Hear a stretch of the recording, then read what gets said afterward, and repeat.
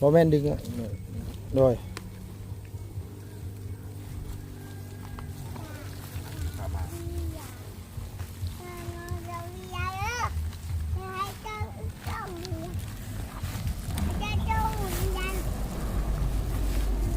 ค่อยๆดึงออกนะมาจากไทยหมดนี่ลูกฮะมาจากไทยหมดโดยมาจากไทยเอาวางไว้แหละวางไว้แหละโดยจากไทยก็ส่งมาพี่บ่ลูกโดยนั่นแหละโอ้เป็นนั่นแหละลูกฮะแม่แล้วคักเลยโดย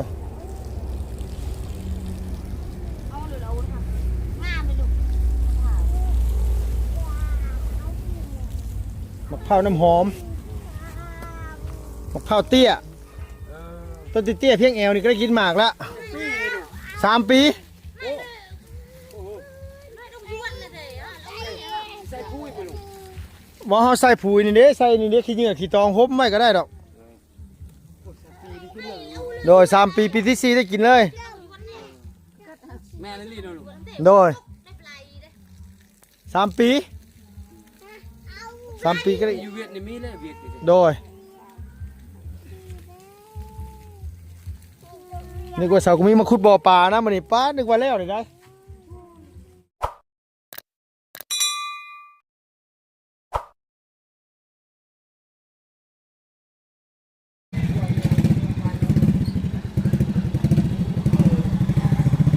เอาพี่น้องเอ้ยเนาะบ่าวบุญสารวัตรมาฮอดพอดีเลยพี่น้องโอ้ยเนาะป้าทุเป็นกำลังมาฮอดจอดถึงเลยพี่น้องเนาะเอากราบทักทายสบายดีเด้อพ่อแม่พี่น้อง FC ผู้ใหญ่ใจดีเบิร์ดสุขุสุคนนะพี่เนาะพอดีว่าลุงอันฝากให้เพิ่นซื้อต้นมะพร้าวอะไรก็ต้นไผ่นะพี่เนาะเพิ่นแก่ลงมาให้พอดีเลยพี่น้องเอ้ยเนาะโดยสบายดีเด้อสบายดีโดยไปกับซีซีกี่ซอยแน่นึงแล้วโดยล้มเลยดิหมาดบ่ได้อันนี้เนาะโดยหมาดน้ำเนยนึงใช่แล้วเจ้าของเพิ่นไปทางไหนพี่น้องเอ้ยแม่ตรงนี้ไปใส่จะว่าเราไปขุดบ่อปลาแล้วไปแจ๊กบ่อโอ้ดูแท้ๆได้นั่นน่ะเสียงเพลงเสียงรำพี่น้องเอ้ยมาเลยแม่ไก่เห็นกองมีอยู่ป่ะ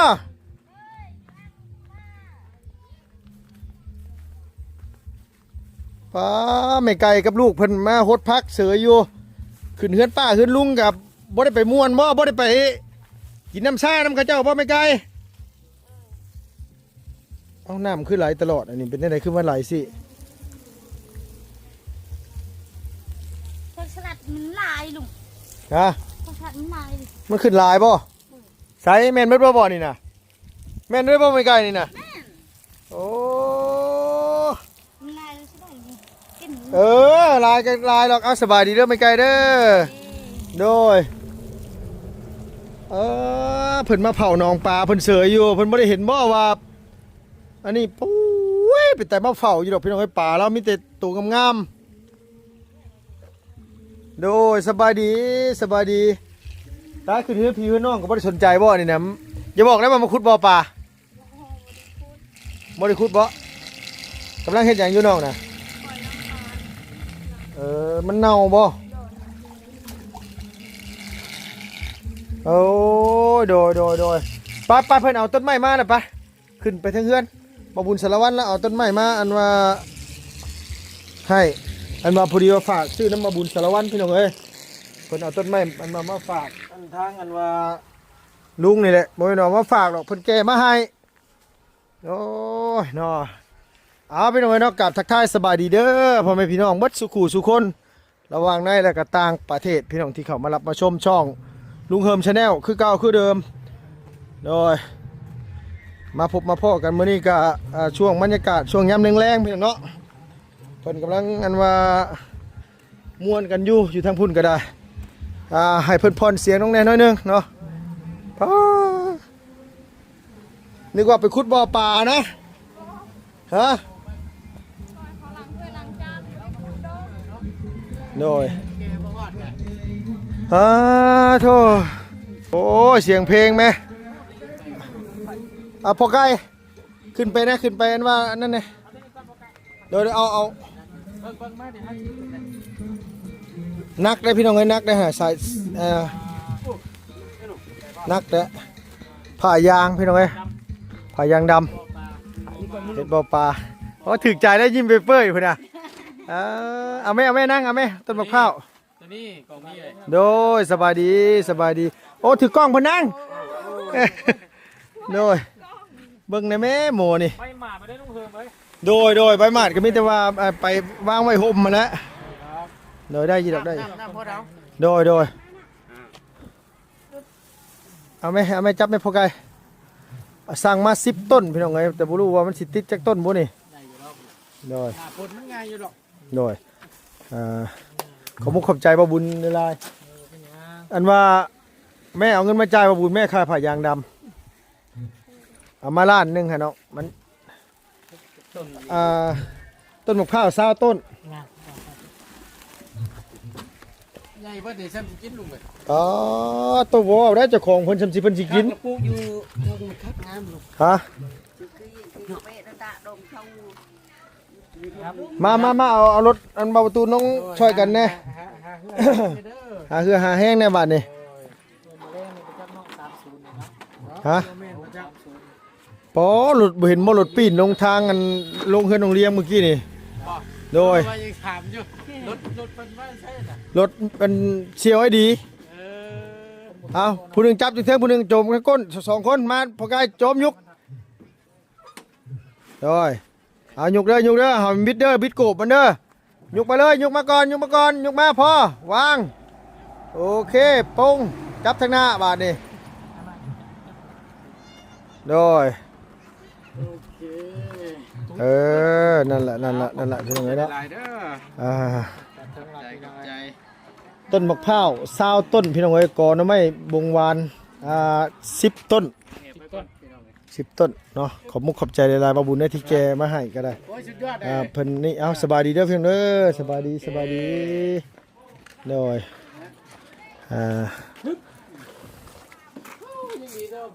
สิปลูกอยู่ใช่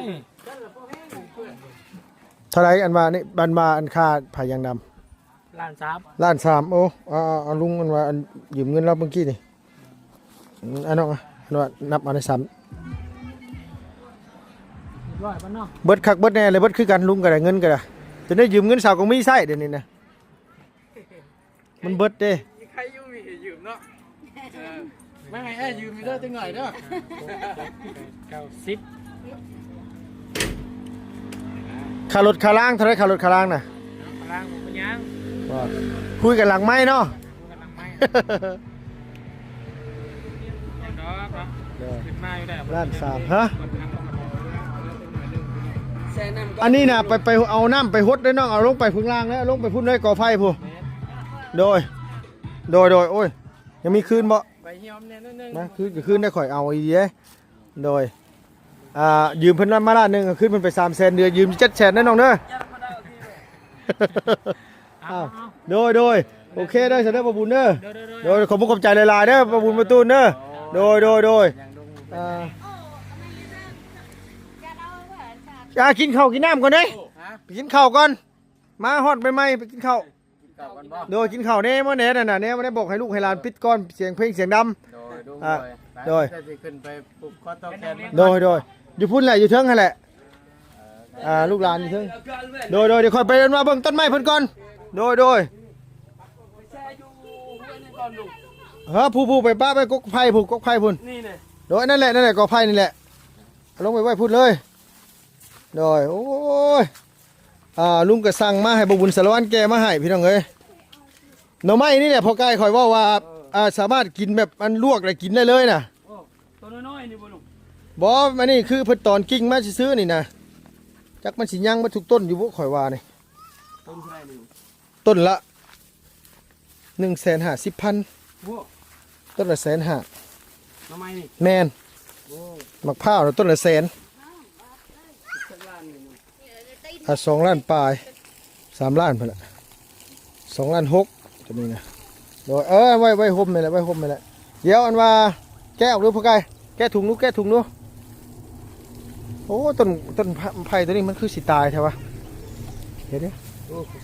วอันก็มีมาจับอันนี้ลุงได้ไหมมาลุงเสียเอาออกมาจับกล้องนะจับกล้องน้องนะมา ออกเลยลุง พักสบายดีเด้อเพื่อนเอ้ย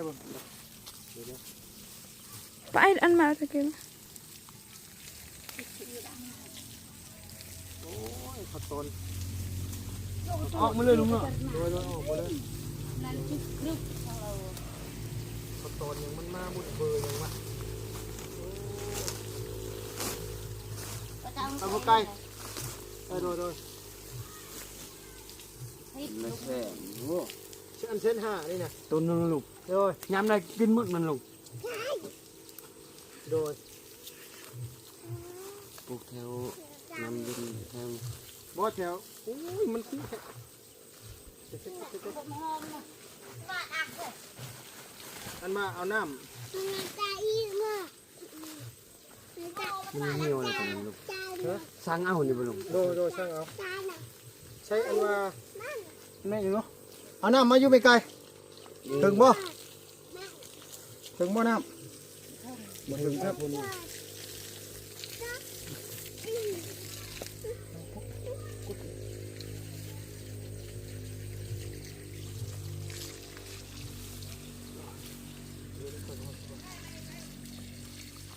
เดี๋ยวพอไก่เอาตัวนั้นลงขึ้นแล้วลงขึ้นแล้ว มีใครจะมานำเลย พอเนี่ย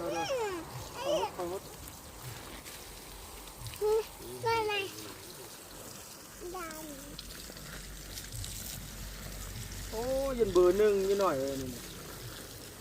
ข้าวอย่างนี้น้อยๆ ฮะ ข้าวอย่าง มะข้าวหอมพอแล้วไม่ไกลพอแล้ว ใช้ปุ้ยกันมึงบอก ฮะ มะพร้าว โดย แช่ให้มันเปียกก้นปลูกลุงเนาะ โดย ให้มัน ต้นนี้มันต้นไหนโอ้ต้นนี้ยังตายแล้วครับบนพุทธมันเลย พดก้อนมันพดก้อนอยู่2-3 มือก็พวนเนี่ยก่อนจอนี่ สวยดังมอง สวย จ้างมาใช้หรือไง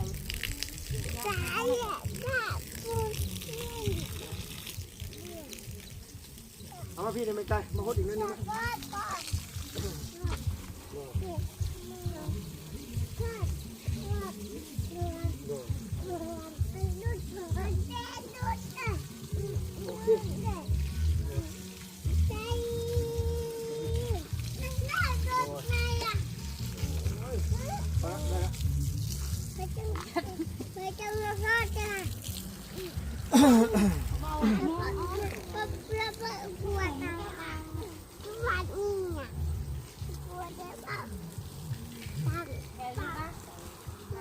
ใช่กงไหมมาแกะมันยุ่งยากเนาะ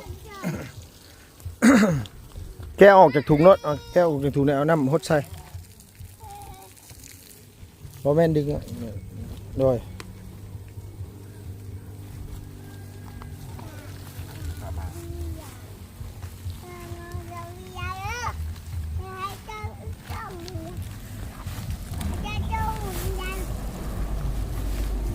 ค่อยๆดึงออกนะ มาจากไทยหมดนี่ลุง ฮะ มาจากไทยหมด โดยมาแต่ไทยเอาวางไว้แหละวางไว้แหละโดย จากไทยก็ส่งมาพี่บ่ลุง โดยนั่นแหละ โอ้เป็นนั่นเลยลุง ฮะ มากแล้วคักเลย โดย เอาหรือเราทำงามเลยลูก มะพร้าวน้ำหอมมะพร้าวเตี้ยต้นเตี้ยเพียงแอวนี่ก็ได้กินหมากละ3 ปี ใส่ปุ้ยบ่ลุง ว่าเขาใส่ปุ๋ยนี่เด้ใส่นี่เด้ขี้เหงื่อขี้ตองหบไม่ก็ได้ดอกโดย3 ปีปีที่ 4ได้กินเลย แม่นั่นลีเนาะลุง โดย3 ปี3 ปีก็ได้ อยู่เวียดนี่มีเลยเวียดนี่ โดยนึกว่าสาวก็มีมาขุดบ่อปลานะมันนี่ป้านึกว่าแล้วเลยได้ ฮะ ขึ้นเหินล้างสาว คือให้หลานสาวเบรกก่อนเนาะบ่ต้องหดมันก็ได้ไม่ไกลผ้าหดมันก็ได้ฉะนั้นมันบวมน้ำมันสิตายโดยมาหดต้นมะพร้าวพี่ไม่ไกลสั่งมา20ต้นพี่น้องเอ้ยต้นมะพร้าวเผื่อว่ามันตายมันรอดแน่เนาะพอไกลเนาะเผื่อมันรอดเผื่อมันตายแน่ๆเด้เฮาก็สั่งมาเผื่อไว้พี่น้องเอ้ยว าง6 มัดลงเนาะ ปลูกนี่บ่ มัด โดย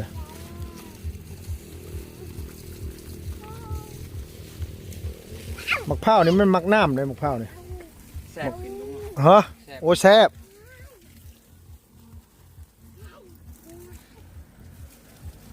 ทั้งเบดน้ำมัวเนี่ยมันตกอยู่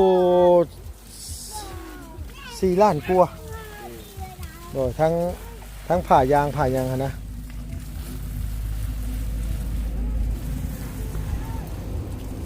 สั่ง กระจกในร่องแก้ว ลองเอาพี่จังหวะเนาะพยางปะอยู่เฮือนก่อนอย่าไป แม่นผ่ายางป้าไปเฮือนก่อน เปียก โดยผ่ายาง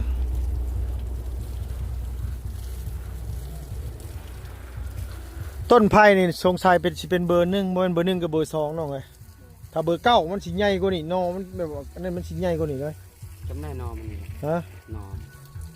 นอมันก็สิซัมโปรตีนนี่แหละอันนี้น่ะประมาณ แซ่บกิน 7 6 7นอโอ้ยสุดยอด โอ้ยบ้านลุงมีเลย มีอยู่บ้านข่อยมี ยามได้มันเป็นยาม เป็นทุกยาม ทุกยามเลย แซ่บ นี่จะปีหนึงได้กิน ปีปลาย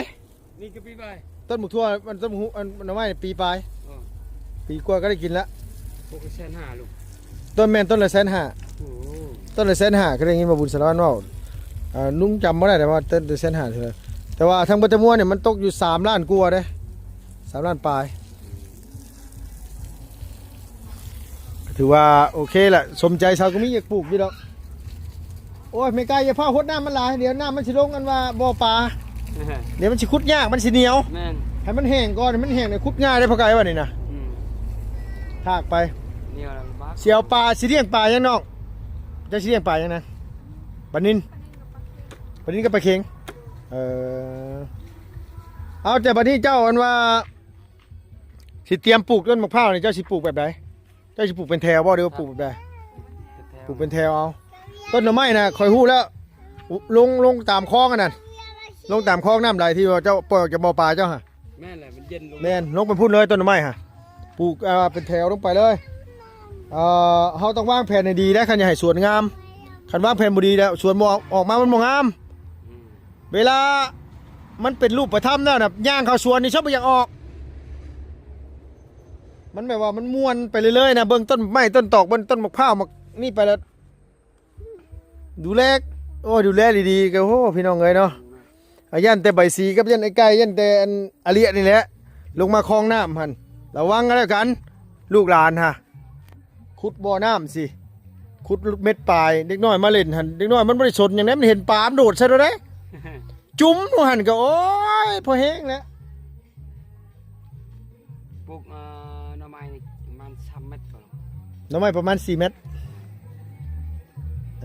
กกหนึ่งประมาณ4 เมตร เพื่อมันเป็นกกเนาะ แม่นเพื่อมันเป็นกอ ใหญ่ เพื่อมันกอเพื่อเฮาขยาย อันนี้น่าจะแม่นเบอร์2คิดว่าบ่แม่นดอกเบอร์ 1มันต้องน้อยกว่านี้นี่อาจจะเป็นเบอร์ 2มันเป็นเบอร์ได้พอไกลคันเบอร์ 3 ปีได้กินหน่อไม้ ปีครึ่ง อ่า คือจะปลูกตอนนี้นี่จนว่าเฮาหดน้ำมันตลอดแล้วหน่อมันแตกออกมาหน่อมันแตกออกมาแล้วเฮาก็ปล่อยมันใหญ่ไปเรื่อยๆมันเป็นแม่มาแล้วครับประมาณเดือน4เดือน5นี่ก็ได้กินแล้วสบายอันปลูกหน่อไม้นี่นะพอบ่ยากตัวนี้นะสบายอยู่ ใบใหญ่ปลูกบอน โดย ไหลตลอด น้ำชื่อเจ้ามีตลอดเลยวางแผนไว้ดีๆเลยเฮ็ดให้มันคักถือว่าโอเคแหละแต่ว่ามันบ่น่าจะยากนะเนาะ ผักต้นมะพร้าวนี่ผักนี่ โดยต้นมะพร้าวนะจักเพิ่นสิปลูกแบบใดวางระบบแบบใดนางตัวสิปลูกแบบใดต้นมะพร้าวตัวสิปลูกเป็นแถวลงไปซี่บ่ปลูกเป็น กลางเนี่ย ตรงกลางตรงกลางกันว่าคลองนี่บ่20 ต้นพี่น้องไงต้นมะพร้าว20 ต้น งามเลยมันพาปลูกลาย ฮะ ได้เงินเลย อ้าวสร้างว่าแต่ก็ได้เงินเนี่ยพอไกลเอ้ยกันเฮ็ดหยังเฮ็ดให้มันถึงเนี่ยฮะดกแม่นดกบ่อึดอยากอึดกินคันว่าเจ้าปลูกไปเรื่อยๆปลูกข้าว20ต้นหน่อไม้ประมาณ10กว่ากอปลูกอันนี้เลี้ยงปูเลี้ยงปลาไปน้ำปลูกผักปลูกหญ้าปลูกมะพริกมะเขือเก็บขายตลอดถึกแล้วเราคิดเลยอ่ะเพราะว่ายังครูก็บ่ได้เป็นหมอก็บ่ได้เป็นแพทย์ก็บ่ได้เป็นข้าราชการบ่ได้เป็นชาวสวนโอ้ยเฮ็ดเป็นนายตัวเองแม่นบ่ล่ะเป็นแพทย์เป็นหมอเฮายังไปเฮ็ดเป็นลูกน้องเพิ่นอีกเด้อบ่แม่นง่ายอีกเด้อพ่อไก่เอ้ยแม่นบ่ล่ะ ส่วนเฮาเองนี่เป็นของเฮาเลยลุง ชวนเฮาเองเป็นของเฮาเลยเฮารู้แลดีเฮาบริบัติดีมันก็เป็นของเฮาก ลัวแฟดอีกเนาะ อ้าว เฮาบ่ได้ย่างบ่ได้เลาะ บ่ได้ย่างบ่ได้เลาะบ่ได้ไปใส่เจ้าเฮ็ดไผบ่ได้มีไผมาด่ามาให้เจ้า เฮ็ดถึก ยังเขาด่าลุงเนาะ อ้าว